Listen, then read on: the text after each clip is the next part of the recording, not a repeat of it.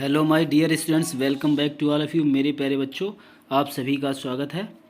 मैं गिरीश सिंह आज आपको करेक्टर स्केच ऑफ भोली सप्लीमेंट्री में lesson number 9 character sketch of भोली, और मैं आपको बता दूं मोस्ट इम्पॉर्टेंट ये क्वेश्चन है, तो इसको आप अच्छे से तैयार कर लें।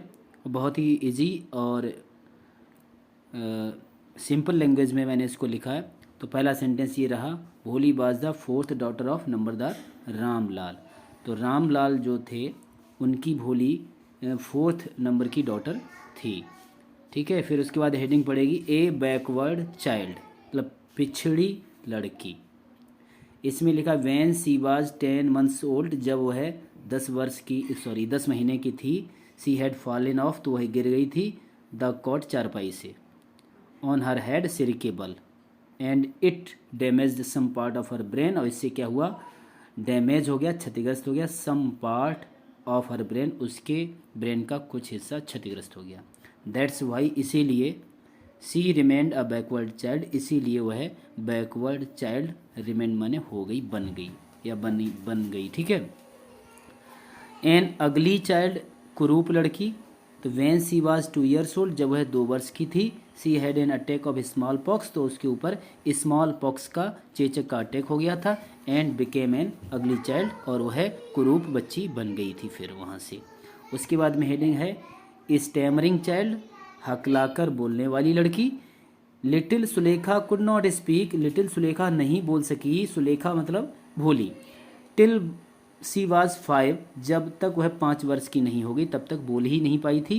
And when at last she learn to speak, और अंत में जब उसने स्पीक करना सीखा, बोलना सीखा, सी स्टैमर्ड, तो वो हकलाने लगी थी। फिर है बोल्ड चाइल्ड, बहादुर लड़की। सी रिप्लाइड हर मदर, उसने अपनी माँ को जवाब दिया था, दैट की शी वुड नॉट मैरी, वो शादी नहीं करेगी। दिस ग्रीडी, इस लालची। मीन माने कमीने सॉरी। एंड कवर्ड मैन, और कायर व्यक्ति से वह शादी नहीं करेगी। उसने अपनी माँ को बता दिया था, तो बोल्डनेस उसने दिखाई थी, मतलब उसने जो है यहाँ बहादुरी दिखाई थी। लास्ट हेडिंग है केयरिंग चाइल्ड। केयरिंग माने परवाह करने वाली, चाइल्ड माने बच्ची। सी केयर्ड फॉर हर पेरेंट्स, वह अपने माता पिता की केयर करती थी। सी सैड, उसने कहा था, for the sake of your इज्जत, आपकी इज्जत के वास्ते। आई वॉज विलिंग, मैं राजी थी। To marry this lame old man, मैं इस लंगड़े बूढ़े व्यक्ति से आपकी इज्जत की खातिर शादी करने के लिए विलिंग थी, इच्छुक थी। तो ये वहाँ पर उसने अपने पिताजी की केयर की थी, तभी वो बूढ़े और लंगड़े व्यक्ति से शादी करने के लिए राजी हो गई थी। ठीक है, तो ये आपका रहा मोस्ट इम्पॉर्टेंट